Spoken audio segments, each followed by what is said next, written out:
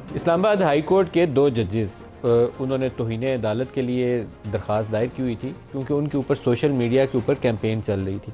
तो Islamabad high court ने कल दो लार्जर बेंच बना दिए हैं। तो जस्टिस मोहसिन अख्तर कियानी और जस्टिस बाबर सत्तार दोनों के मामला लगे होंगे। इन दोनों जजेस को निशाना बनाने की सबसे बुनियादी वजह जो समझ में आती है वो 6 जजों का ख़त है, जिसके अंदर उन्होंने बड़े खुले अंदाज के अंदर पहले चीफ जस्टिस आमिर फ़ारूक को लिखा, जो इस्लामाबाद हाई कोर्ट के चीफ जस्टिस हैं, कि ये मुदाखलत हो रही है, इसको रोका जाए। जब उन्होंने एक्ट नहीं किया तो उन्होंने chief justice supreme court of Pakistan Qazi Faez Isa को वो ख़त लिखा, जिसके ऊपर सुप्रीम कोर्ट में केस चल भी रहा है। लेकिन जब वो 6 जजों का ख़त वहाँ गया और उसके साथ वो कॉपियाँ उन्होंने अटैच करके वो केसेस का हवाला दिया, जिसमें केसेस ज़्यादा इमरान खान से जुड़े हुए थे, जिसके अंदर फिर उन्होंने आगे जाके तहरीर करते हैं कि किस किस ऑफिसर ने कब कब उन्हें अप्रोच किया और उनके केसेस के ऊपर असरअंदाज होने की कोशिश की। तो उसके बाद बाबर सत्तार को निशाना बनाया गया, उसके बाद मोहसिन अख्तर कियानी को निशाना बनाया गया और मेरे ख्याल में बाकी भी बख्शे नहीं जाएंगे। जो ज़्यादा बोलने की कोशिश करेगा वो इस लपेट में आएगा। तो जजों को किसी जगह पे खड़ा होने की ज़रूरत है। जजों का, हमारी आला अदलिया का माजी को बहुत अच्छा नहीं है। जस्टिस मुनीर से लेकर आज तक ऐसे ऐसे बाकमाल इन्होंने फ़ैसले किए हैं कि पाकिस्तान का हुलिया बिगाड़ दिया, पाकिस्तान के आइन का भी हुलिया बिगाड़ दिया। जनरल परवेज़ मुशर्रफ को आइन में 3 साल तरमीम करने के लिए हमारी सुप्रीम कोर्ट ने दिए थे और ना उसमें आइन की गुंजाइश थी ना कानून की गुंजाइश थी, लेकिन एक यूनिफॉर्म शख्स जो इक़्तिदार के ऊपर काबिज़ था, उन्होंने कहा 3 साल आइन में तरमीम कर लो, ठीक है। कभी मार्शल्ला को जायज़ करार देना हो, कभी एक फ़ैसले को उसी शिक के नीचे दुरुस्त कहना हो, उसी शिक के नीचे गलत कहना हो, ये सारे काम हमारी अदालतें करती रही हैं। लेकिन शायद कभी एक मौका आ जाए कि हमारे कुछ जजेस उठ के खड़े होकर कहें कि नहीं, गलत को गलत कहना है और सही को सही कहना है। ये कुछ जजेस ने जो स्टैंड लिया है, इसमें इनको सपोर्ट करना सिर्फ इसी खातिर ज़रूरी है कि शायद अल्लाह पाक करे कि इनके अंदर वो चीज़ जाग जाए कि अब इन जिनके फ़ैसलों से इंसानों की ज़िंदगी और मौत के फ़ैसले होते हैं, इन्होंने अल्लाह को जाके जवाब देना है, तो हक़ और सच की बात करें। वो किसके हक़ में है, किसके ख़िलाफ़ है, ये आज और कल हो सकता है आज मैं बेनिफिट करूँ, कल दूसरा बेनिफिट करे, लेकिन हक़ हक़ ही रहना चाहिए और जो गलत बात है वो गलत ही रहनी चाहिए, ख्वाह वो किसी के मुतल्लिक हो। जस्टिस अतर नज़ीरुल्लाह ने गुज़श्ता रोज़ सुमात हो रही थी तो उन्होंने भी इस इशू को रेज़ किया। 3-4 वो जजेस जिनसे तवक्कुआत हैं, काजी फ़ायज़ ईसा से ख़ुद बहुत अच्छी तवक्कुआत हैं, लेकिन आजकल हुकूमत ने ये जो 3 साल की एक्सटेंशन वाली एक कहानी जोड़ी है ना, कि जो चीफ जस्टिस ऑफ पाकिस्तान की रिटायरमेंट एज या तो उसको 3 साल एक्सटेंड कर दिया जाए या उनकी मुद्दत मुलाजमत में तोसीक कर दी जाए। इसके बाद से बाज़ लोगों का ख्याल ये, मैं वैसे यकीन नहीं रखता क्योंकि काजी फ़ायज़ ईसा ने कोयटा ब्लास्ट के ऊपर जो रिपोर्ट दी, फैज़ाबाद धरना के ऊपर जो रिपोर्ट दी, बड़े अपराइट आदमी है। तो लेकिन बाज़ लोगों की राय यह है कि ये हुकूमत उनको पोलिटिकली ब्राइब करने की कोशिश कर रही है, तो ऐसी चीज़ों से गुरेज करना चाहिए। जस्टिस अतर नज़ीरुल्लाह ने कल क्या कहा, सुनिएगा ज़रा। The federal government has to submit its response to the grave status of interference by the executive as highlighted by all the high courts. This is the most serious and grave undermining of the independence of judiciary which cannot be trivialized. The federal government controls the intelligence agencies and it is for the federal government to explain its position before this court. The buck stops with the federal government.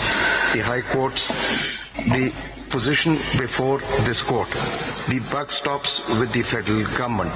The high courts have indicated that phenomena has existed till recently. Order के पैराफाइव में यही है कि federation और agencies there under अपना response दे दें। That's proposals.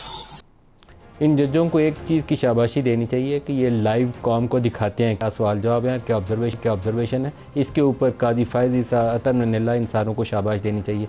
दूसरा सबसे बड़ा इशू ये है कि 9 मई के ऊपर जो DG ISPR ने प्रेस कॉन्फ्रेंस की, उसके ऊपर पाकिस्तान तहरीक इंसाफ उसी शिद्दत के साथ रद्दमल दे रही है जिस तरीके से उन्होंने बोला ये फसादी टोला और ये सियासी टोला जिन्होंने 9 मई किया, इनसे बात नहीं हो सकती जब तक माफ़ी नहीं मांगे। तो इमरान खान ने आज मीडिया से जो बातचीत की है उसके अंदर DG ISPR ने कहा था कि 2014 से शुरू करें, तो वो कहते हैं कि ठीक है 2014 से शुरू करें।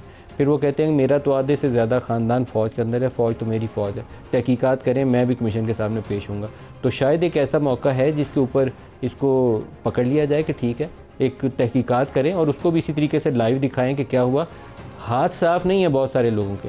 2014 का धरना हो, फैज़ाबाद धरना हो, 9 मई हो, इसके अंदर आलाकार भी मौजूद थे और पीछे से हैंडलर्स भी मौजूद थे। तो एक दफ़ा साफ़ कर ही नहीं, दूध का दूध और पानी का पानी।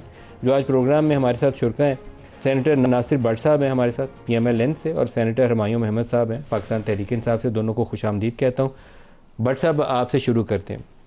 2014 का धरना आपके खिलाफ था, लेकिन उसके पीछे भी अगर आपने नवाज शरीफ साहब की तकरीरें, आप अब तो नहीं करते, बाज आ गए हैं वो, अब भी करते नहीं अब नहीं करते। अब उन्हें छोटे भाई ने पैगाम दिया था लंदन जाके, तब से नाम नहीं लिया उन्होंने। पहले जनरल फैज़ और जनरल कमर जावेद बाजवा का नाम लेते थे कि आप जिम्मेदार। पीछे कौन था 2014 के धरने के? बिस्मिल्लाहिर्रहमानिर्रहीम। नदीम मलिक साहब, शुक्रिया, आपने इतना कुछ जो बताया। ये चीज़ें शुक्र है कि अब सब कौम के सामने पहले भी आ चुकी थी, अब मीडिया पे भी चल रहा है। ये बात देखें, धरने के पीछे जो लोग थे, काजी फायज ईसा साहब ने जब वो फैजाबाद धरने की मैं बात, लेकिन 2014 के धरने के पीछे कौन था? देखें, उसको कौन मैनेज कर रहा था? अगर उसका फैसला हो जाता, उन बंदों को पूछ लिया जाता, क्या हुआ? काजी फायज साहब ने यही कहा, अगर उस वक्त जिन लोगों के नाम आए थे उनको पूछ लिया जाता, उनके खिलाफ कार्रवाई होती, तो 9 मई ना होता। काजी साहब ने तो अभी अदालत में बैठ के दोबारा कहा है कि काजी फायज ईसा ने अपनी जजमेंट का हवाला देते हुए कहा कि जनरल फैज़ हमीद फैज़ाबाद धरने के पीछे था। ठीक है, मैं आपसे सवाल पूछ रहा हूँ, 2014 आपकी हुकूमत थी, 2014 के धरने के पीछे कौन था? मैं यही, अगर देखें, मैं आम ये कहते हैं कि कोई भी एक सियासी हुकूमत जब होती है, उनके ये लोग सामने जो आ रहे हैं, यही लोग थे। कौन थे? देखे ना, सामने तो हुमायूं साहब बैठे हुए। नहीं, सामने मैं एक बात करता हूँ, ये कंटिन्यूटी चली आ रही है। अगर ये ना होती, मैं एक छोटे मियाँ साहब का पैगाम आपको भी मुझे लगता है मिला। नहीं, मैं बात, आप मेरी एक बात सुने। छोटे मियाँ साहब मियाँ नवाज शरीफ साहब के कहने पे चलते हैं, बड़े कायद हैं वो मुस्लिम लीग नून के, पहले भी थे, आज भी हैं। एक साजिश के तहत उस वक्त के सुप्रीम कोर्ट के चीफ जस्टिस साकिब निसार ने उनको इस ओहदे से हटा दिया। ये एक कहते हैं रजीम थी, इमरान, फैज़, बाजवा, साकिब निसार, आसफ सईद खोसा, ये सब कुछ सामने आ गया। मैं कहता हूँ जो ISPR ने कल जो बात की है, तो मियाँ नवाज शरीफ साहब भी यही कहते थे ना कि ये फैज़ और बाजवा इसके पीछे हैं। साकिब निसार है, साकिब निसार तो कहता था मैं 3-4 MPA को तो वैसे उड़ा के रख दूंगा। और आप मुझे बताएं, इमरान खान तो कहता था कि जी बाजवा साहब आर्मी चीफ हैं, मेरा कोई जो जमात के अंदर कोलिशन पार्टनर थे उनको मैं नहीं बुलाता था, उनको कहता था इनको बुलाएं। और आर्मी चीफ अगर कोई रिकॉर्डिंग करता है तो बिल्कुल ठीक करता है। ये बातें आपको याद है इमरान खान? बिल्कुल, उन्होंने सारी बातें कही है ना। तो अब आप जब उनको अब ये रियलाइज हो गया ना, 9 मई के वाक़े से कौम से माफ़ी मांग लें, अभी भी टाइम है, वक्त है। हुमायूं साहब, आप क्या कहते हैं? बिस्मिल्लाहिर्रहमानिर्रहीम, इय्याका नअबुदु व इय्याका नस्तईन। देखिए नदीम साहब, भट्ट साहब ने जो बात की है ना कि इमरान खान के रेफरेंस से कि वो माफ़ी मांग ले, देखिए आप माफ़ी ज़रूर मांगे अगर आपने कोई गलत काम किया हो, हमारा मौक़िफ़ है, नंबर 1। नंबर 2, हमारा मौक़िफ़ ये क्यों है, उसमें यह है कि जब आप कहते हैं कि ये सारी चीज़ें कैमरे की आंख ने महफूज करके रखी है, तो आप उसको लाएं, हमारे सामने रखें, हमें राइट ऑफ डिफेंस दें कि हम उसके ऊपर जरा करके बताएं कि इसमें क्या सच्चाई है, क्या गलत है, क्या ठीक है, कोई प्रॉब्लम नहीं है। अच्छा, ये बात जो है, जो राइट ऑफ डिफेंस है, पाकिस्तान की कॉन्स्टिट्यूशन के लिहाज से भी है कि आप किसी पार्टी को राइट ऑफ डिफेंस के बगैर नहीं वो कर सकते, जज नहीं कर सकते। और उससे बड़ी बात जो आर्टिकल 2 है हमारी कॉन्स्टिट्यूशन के, कि जो इस्लाम के लिहाज से कहता है, जिसका रेफरेंस आज आरिफ अलवी साहब ने भी दिया था, कि कुरान कहता है कि दोनों साइड को सुन के फैसला दो।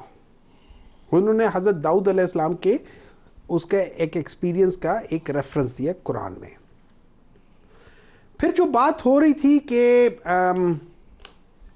इन सब चीज़ों के पीछे, या 2014 का जो धरना था वो बड़ा सिंपल धरना था